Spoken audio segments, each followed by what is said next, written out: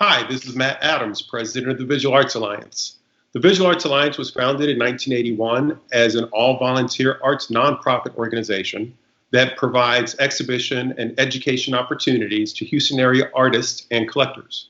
We do this through a series of activities. First of all, we have professionally juried exhibits, such as the one we're going to talk about today. This is the 83rd exhibit that we have produced since 1981 as an all-volunteer organization. I'm very proud to say that on behalf of the entire team. We also have monthly educational programs. We have monthly critiques. We have monthly sketch socials. And we also have social interaction online today in what I like to call Corona World. All of this is new to us. To be honest, this is the first time we've had a virtual exhibition. We're excited as we invent a new way to consume artwork online in today's world. So if there is any technical issues, I'm sure you will tolerate that along with us. We are not going to edit this video. We're just going to go straight through as if this was real life. So wish us all luck. With that said, the exhibition has gone live on exhibit.com. I hope you've been able to walk through the virtual gallery and see the artworks as they appear on a wall already, because we're going to be talking to Volker Eisele, the juror, about some of the pieces, and he will be announcing the award winners who will be receiving their checks, unfortunately, in the mail and not in person this time. So with that said, I would like to shift over and bring Volker in to the conversation. Volker Eisele, although having a lifetime interest in art, is educated in medicine, and his specialty of anesthesiology is what brought him to Houston, he and his wife. He did participate in a gallery in the 80s. For those of you who have been around, you might remember the William A. Graham Gallery on Alabama Street. He was brought in there and has been involved in the Houston art scene since that time. He worked his way over to Rudolph Bloom Fine Art Gallery on Richmond. And this gallery shows local art and international art in that building. And as a matter of fact, they were going to host this very exhibit in their space. And that was, again, before Corona World hit. So thank you, for offering your space to us. That was very generous. And now here we are. So Volker is also a co-founder of Houston Sculpture Month. I think that's a very exciting addition to the Houston art scene and bringing sculpture in the fall to the stage, the world stage that Houston has in the art world, featuring sculpture throughout the city as a specific medium. Frankly, I was very excited when that started a few years ago. So I've appreciated and admired Volker for quite some time, and having him partner with VAA is a great thrill. Very happy that you've spent your time and your expertise with the 13th Juried Invitational exhibit. So with all that said, I would like to turn it over to Volker, and let's start getting into him a little deeper and the artwork. Volker, hello. Hello, hello. After I've now talked about you for a little bit, one of my favorite questions to ask people is, what is your relationship to art? What is your relationship to art? Well, I mean, art, it's a necessity. Somebody, and I think it was Shaw, said life is black and white and art is color. And so that's been my principle. And as you mentioned, I've been professionally in a profession that, had to do with people, medicine, and so forth. And art was always, so to speak, my, not just a hobby, a necessity to get out of it. And I've gotten into it. And just to say briefly, when I was 14 years old, I grew up in Germany, near Munich, and we didn't have much art at home and so forth. But I was a surrealist painter. His name was Wolfgang Eisele. For some reason, he took me under his wings, and I was never the same. And the surrealist painter showed me what art is, what's supposed to be. I visited him every 2 or 3 months, and then once you talk about the virus, once you get that virus, then you're hooked in basically. And so, I mean, shouldn't joke about the other virus, but hey, whatever. And so I've been in there, and then when I was in medical school, I had my first gallery along with my wife at the time. It was called the Graphic Box, and this experience of being with the artist and curating stuck with me for the rest of my life. And I've been involved in it and came to Houston, and Bill Graham was the first one, and unfortunately he died in 1992. And then I founded my own gallery 7 months later in 1998, first downtown where the Vine Street Studios, beautiful gallery with 14-foot ceilings and old redwoods there for about 5 years till we moved to the Richmond Gallery, the Rudolph Bloom. Sean Rudolph, who died a few years ago, was my partner there, and we ran the gallery together, had national, international art. But most proud were we when we had grassroots people, grassroots artists supporting them, and did experimental work. And we did a lot of experimental art within that context. Up to now, we've been 22 years in business for that. So, I mean, just briefly, don't want to get too far. Art, basically, I went from paintings to sculptures to installation art, and when we found it, along with Tommy Gregory, he was the curator for art at the airport. He's now the director of Tacoma Airport there, and we went into an area for installation art, which is different from sculpture, from anything else, but very important right now. And the art has an additional element, whereas a sculpture is something that is really monosyllabic, so to speak, and one entity. All of a sudden, we're dealing with space and motion in this installation works, and that's where it's going. 70% of all international shows are now have a strong component of installation work. And also, what is important what thrills me in that aspect is that, you know, I come back neurologically speaking, you'll hear a few things from how art affects that, is that there actually is an extension in perception. Now, art is about, to me, 3 things we talk about: knowledge expansion for you personally, but also for a whole culture. You expand. Think of the Renaissance painters in Venice. They're expanding a whole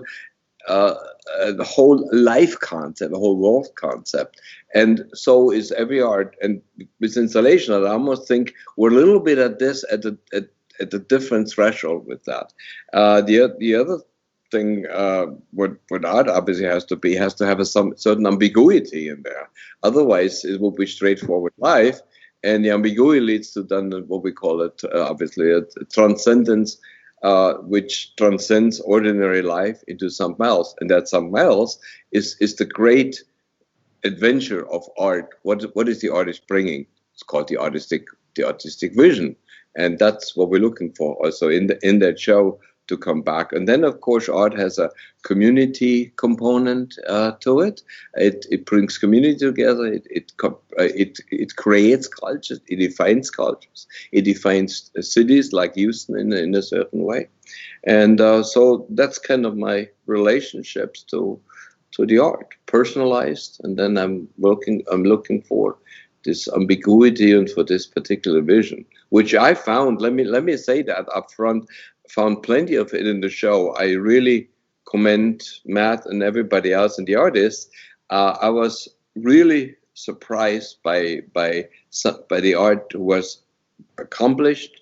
Many of them were innovative and brought really something else to the table, which we've seen that before. I was really glad I saw that, actually. So yeah, no, that was good. Great experience for me. Great experience for me. Thank you for that. You know, the people that are involved in the organization. This is an invitational, so all the artists are volunteers for the organization, and people who are willing to volunteer their time in the arts. It's just, to me, a different level of seriousness, and I think you are able to pick up on that. So that's just thrilling to hear. That's outstanding. Another question that I get from people that they would appreciate. So as a juror, you've seen all the submitted artworks and you made selections. Do you envision a time down the road, that you might look back at something you saw in this exhibit and pull it into a future exhibit or show or some sort of activity you might be involved in?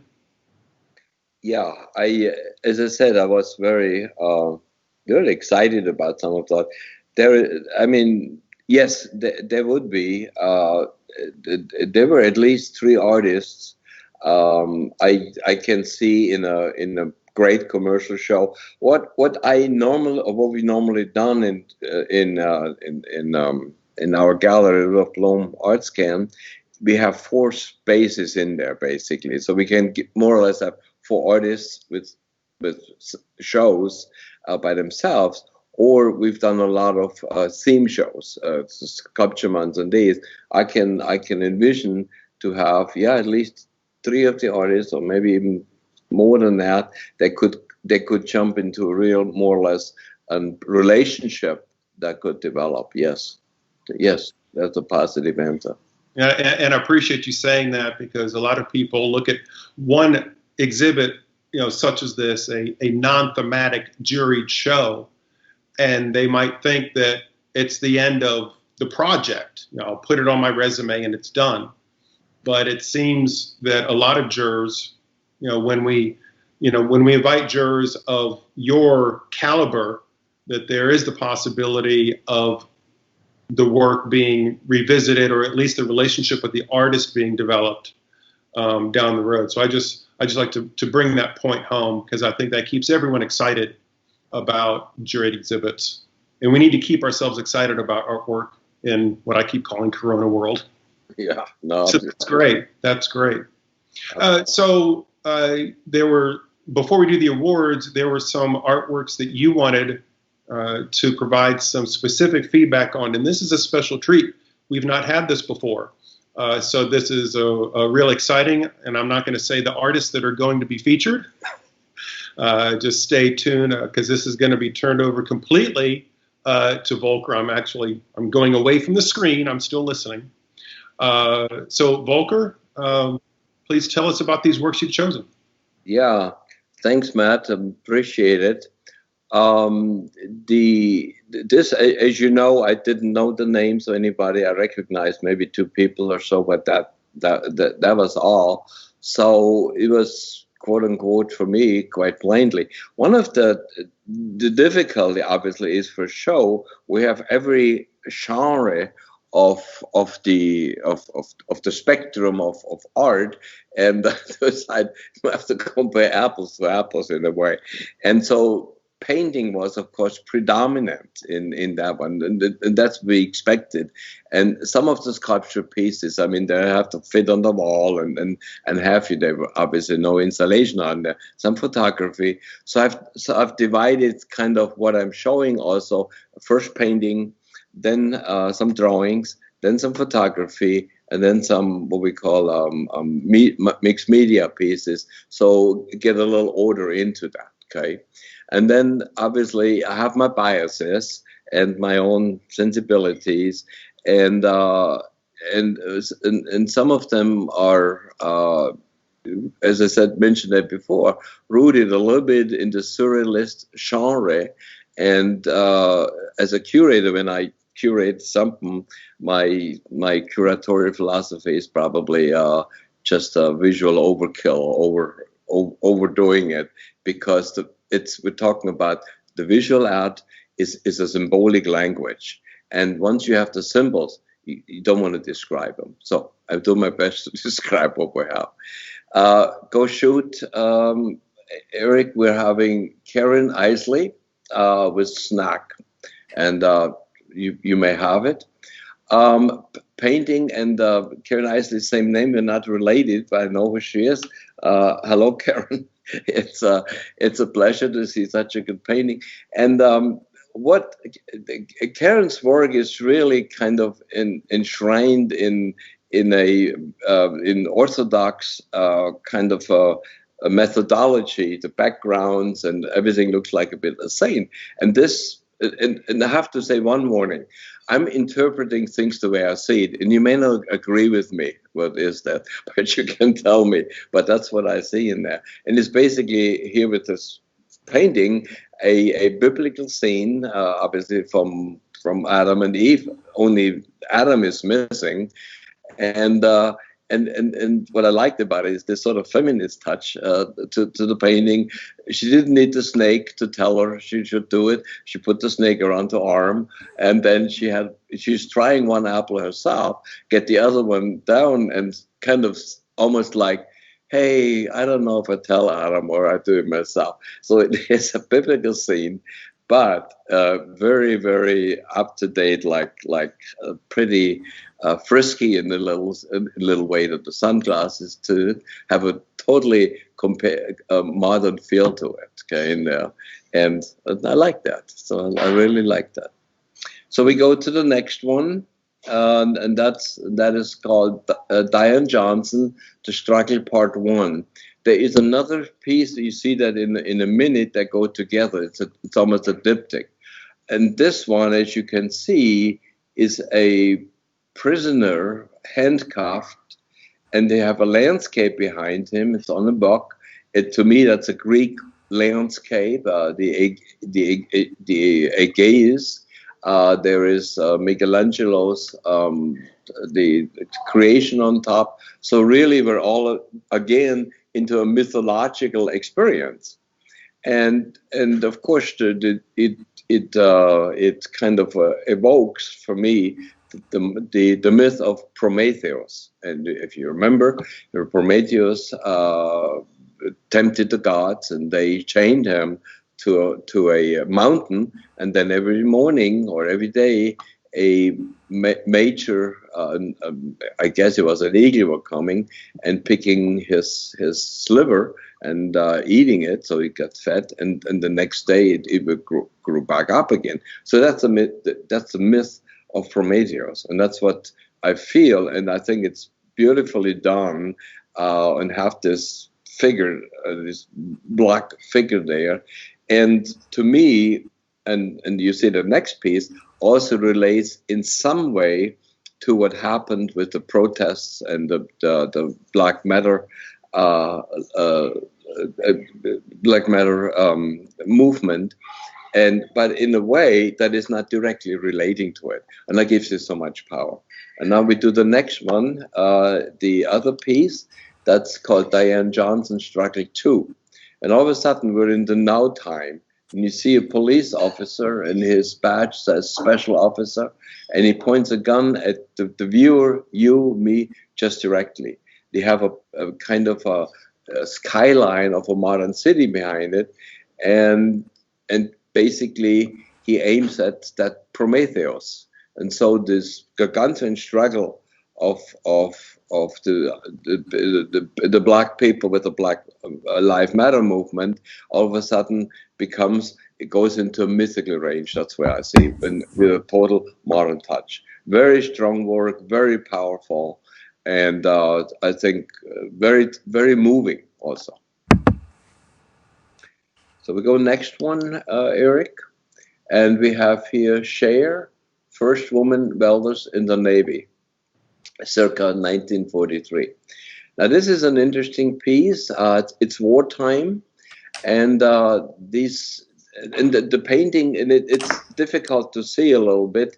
it's basically cut out of wood, plywood, I don't know, painted on, and then so you have a sculpture. They're leaping out from the painting basically, and it gives them materiality. It gives them incredible strength. And if you think about it, to be a welder in the Navy, I mean, I'm not sure I wanted to be a welder in the Navy. It has a real powerful attitude in there, and this the approach of having between painting and sculpture is one I personally like. And there's an artist in the Bronx, Ahurst, who's done a lot of these figures, very flat on the wall, yet very, very powerful as far as that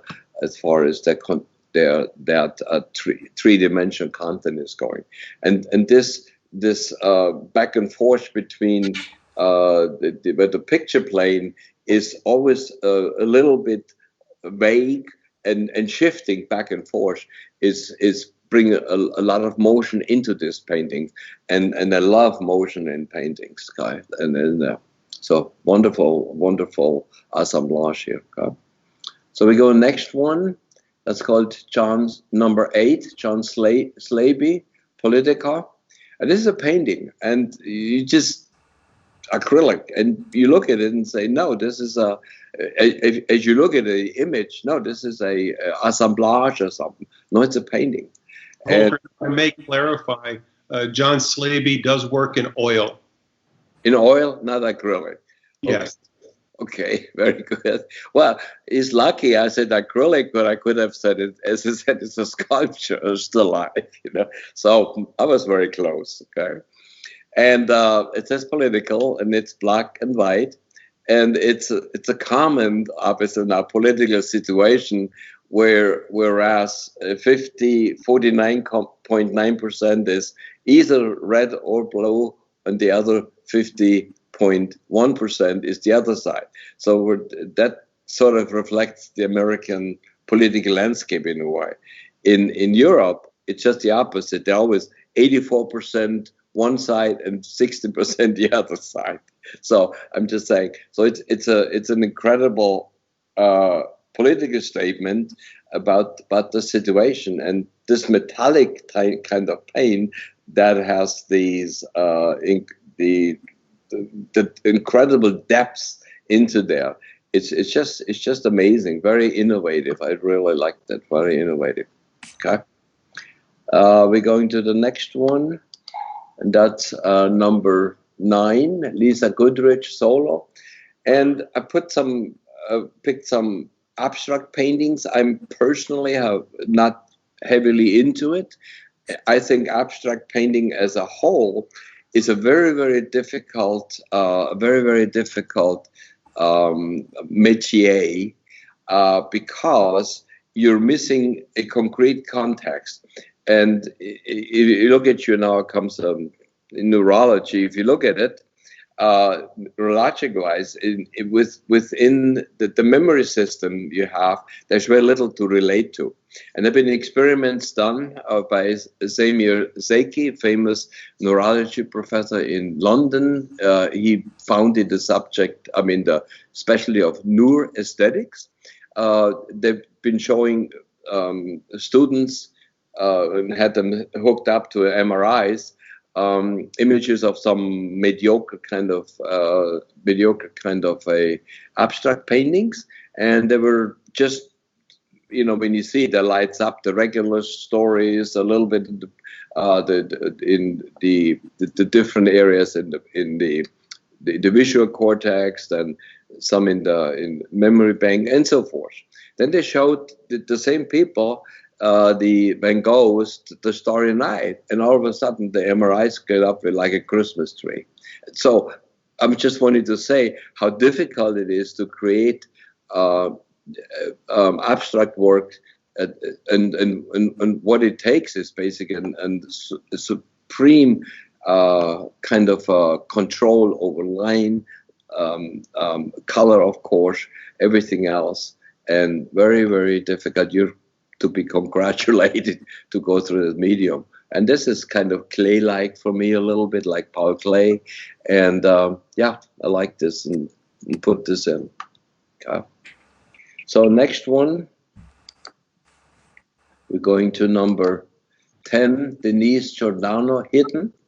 We're done with the paintings, except for getting some more on the prices. We go to drawings now. And this basically comes from a drawing. And again, it's a mysterious image, no face, hoodie. And in a way, it fits into the current protest movement and how people hide themselves, how people come out of it. Very kind of sparse in it, but very powerful. I thought that was another great image for what's going on right now. Okay? Very, very fine drawing. We're going to number 11 and 12. We have two of the same images of the same. It's not a painting, it's an embroidery. And it works incredibly. We get number 12. So you can see it's the three-dimensionality. And what I liked about it is the technique is he creates these shadows and these lights with embroidery. I've never seen that before. Very unusual, very, very competent. And then the figure itself seems to have a bandana or something. Of course, it's not on his nose as it should be, but nevertheless, it's there. And then it has a staff. It's mysterious. You don't know exactly what it is, but it's a painting, a drawing. You've been drawn to it because of the complexity and the unusual way. And this is a nice example how to do drawings. I've never seen that either. So very nice. I think it helps if you're a fan of The Walking Dead, that TV show, The Walking Dead. Negan is a character. He's a bad guy in the show. And he doesn't hold back from killing people. So he's a very vicious bad guy that is depicted with thread in this artwork. Oh, Negan, that's what it is. I'm such a lousy TV fan that I didn't even know that. Okay, very good. Should have looked it up. Thanks for jumping in. Yeah. It definitely has a sinister kind of outlook. But of course, done, brilliantly as a drawing. And that was an example of what you can do drawing, because I wanted to look at innovative work, and that certainly is. Okay. All right, we go next one, number 13, Liz Concy Spencer, Memory of Bruce. Example of a very well done drawing. Coming French Rococo, I would say. Boucher comes to mind. People like this. Beautiful colors, just done very, very expertly. And I thought these works that have such the quality of the craftsmanship is wonderful to see. Okay? May not be earth-shaking in its vision, but the way it's been done and the anatomy and everything else, and it's vague enough, woman resting on pillows or whatever it is, it's a very well done drawing. We go to number 14. Now we come to photography. Molly Block, Buckhorn Path. And I had to laugh, quite frankly. It's this huge sculpture, basically, assemblage of the Buckhorn Path Motel with the Buckhorn there and the entrance.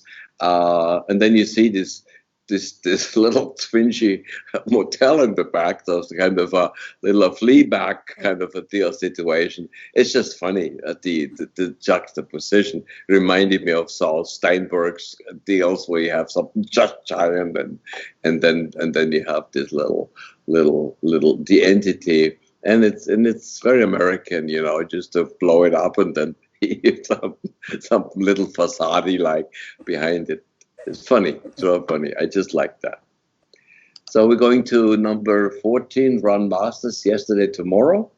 A seemingly simple photography, but extremely well done.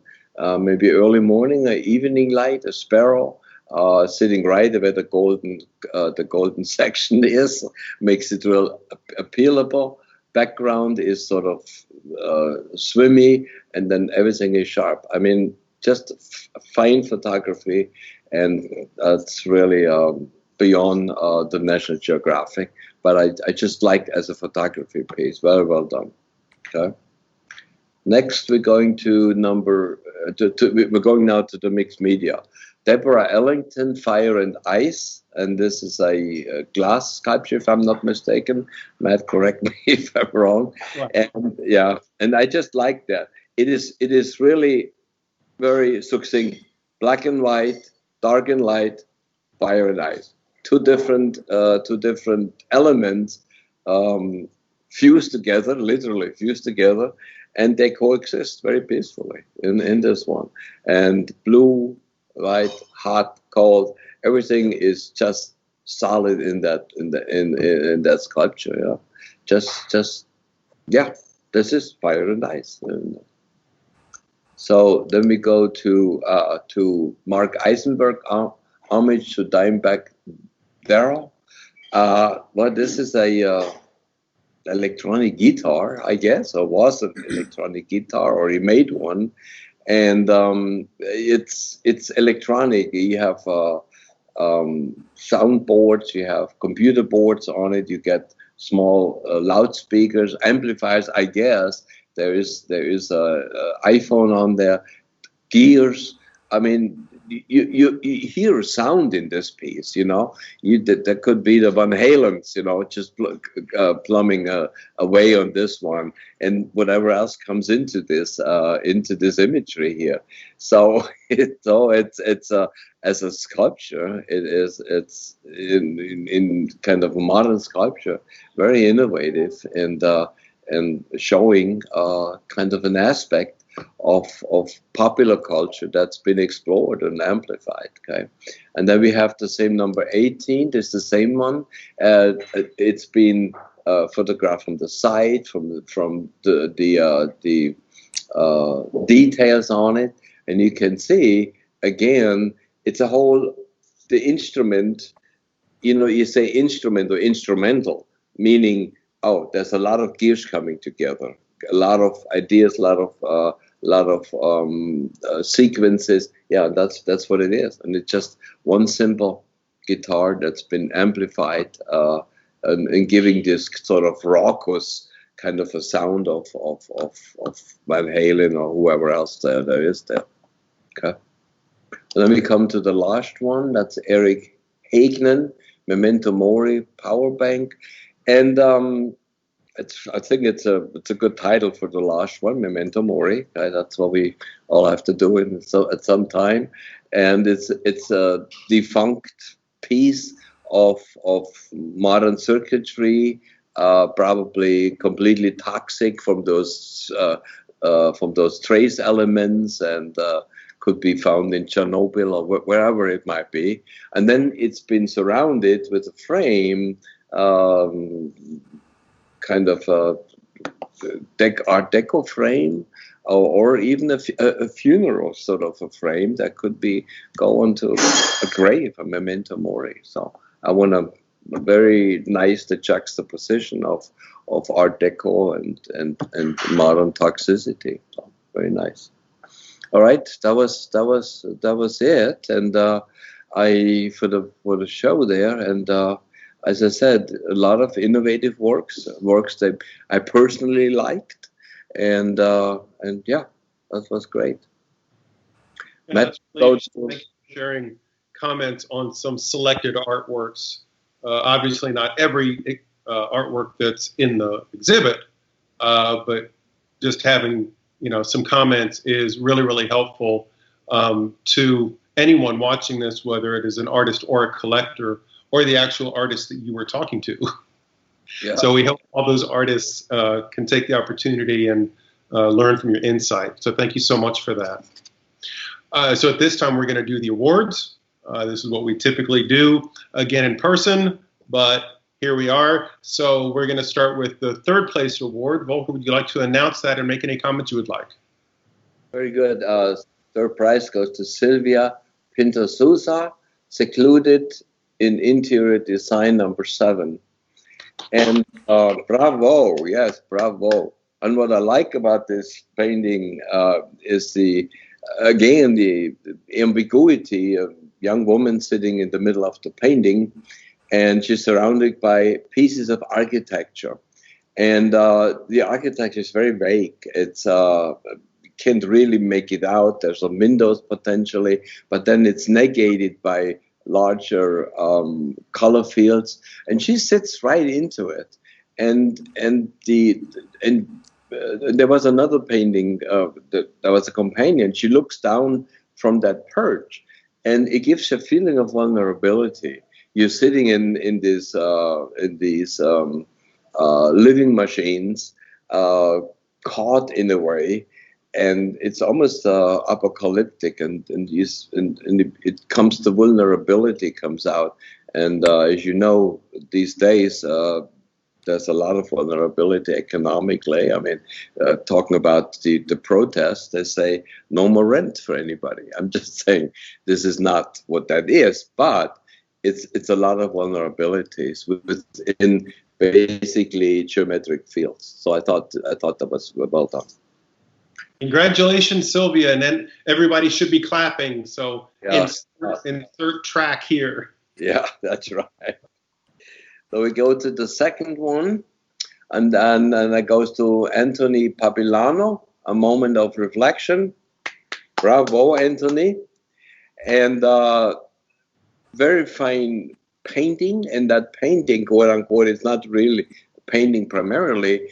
It's composed of different cutout pieces. Correct, Matt? I believe that's what. Yeah. Paper pieces gives you another way of a three-dimensionality, where the picture plane becomes more fluid, more undefined, which I liked on previous paintings. That's one I liked.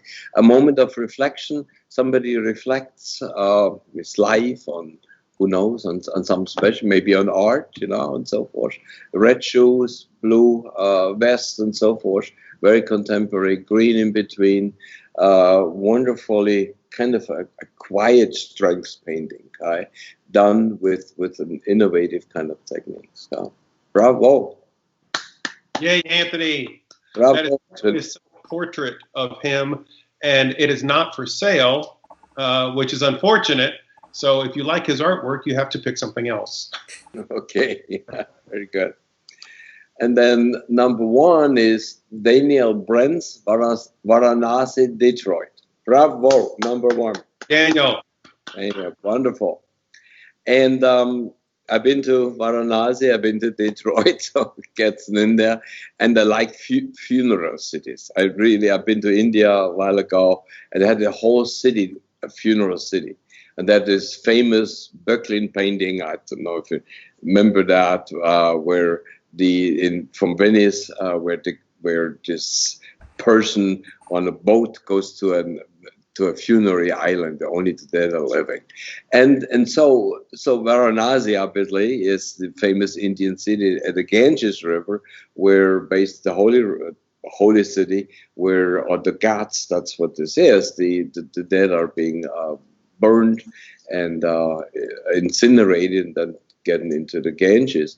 And then the Detroit connection, the way I read that, is, of course, Detroit is in a way a dead city too.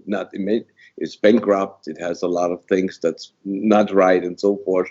In the core, been a long time. Still, I don't know if the artist wanted to make that connection, but but that's where I feel it. It's a little vegetation back there. What is beautiful is the different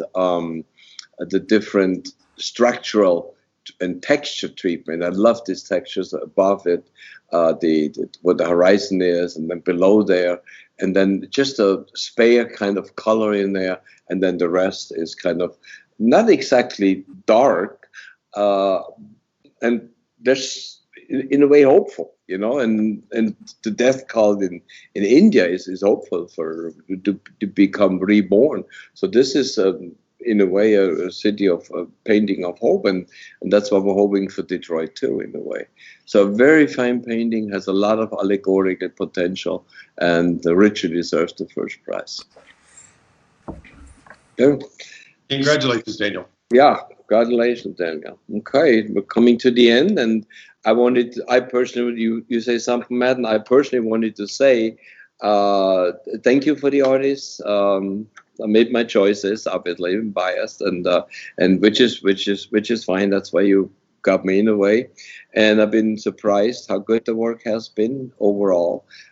Some is very accomplished and innovative work I haven't seen or thought about it, and that's, I think, and a lot of work has ambiguity and transcendence into the it increases the complexity of it, okay, and most of the time, more complexity, not always, but more complexity gives a deeper passion in these paintings. And as I said, my philosophy is always overkill, visual overkill, and we get some of it here. So congratulations to all the artists, and thank you for having chosen me, and it's been a good experience for me. Yeah, that's outstanding. We really appreciate you're helping us with this exhibit. Again, want to reinforce the fact that you are offering physical show space to us for this. That will not be forgotten. So thank you for all of that, and for everyone sitting wherever it is you're sitting and watching this. Feel free to peruse the exhibit even more. It will be online for a month, so you can walk through it and you can share it with your friends. Please do, and feel free to keep up with the organization. We are an all-volunteer organization. If you want to get involved, please do. Other than that, please take advantage of all of the offerings that we have. And finally, know that the next exhibit that we have in the works, the prospectus, is active on our website right now, so you can enter it. It is free to enter, and you can only enter if you are a member. Membership costs are $50 a year. However, this year we are providing a 50% rebate in light of what is going on in the world right now. So a membership fee for $25, and you have no entry fee to the next exhibit, which we're very happy to have the critic of the LA Weekly as our juror. Very excited about that. And it will also be online in a format very similar, if not exactly, to what we're doing on this one. So I would say congratulations to everyone that entered. Thank you for volunteering for the organization so that you could enter. Extra congratulations to those that struck with Volker and selected your work to be in the exhibit. And of course, the prize winners, round of applause for everyone. Maybe we can insert like a laugh track or an applause track later. I don't know. Yeah. So on behalf of the board, on behalf of all the volunteers in the organization, I'd like to sign off now. See you. Bye-bye.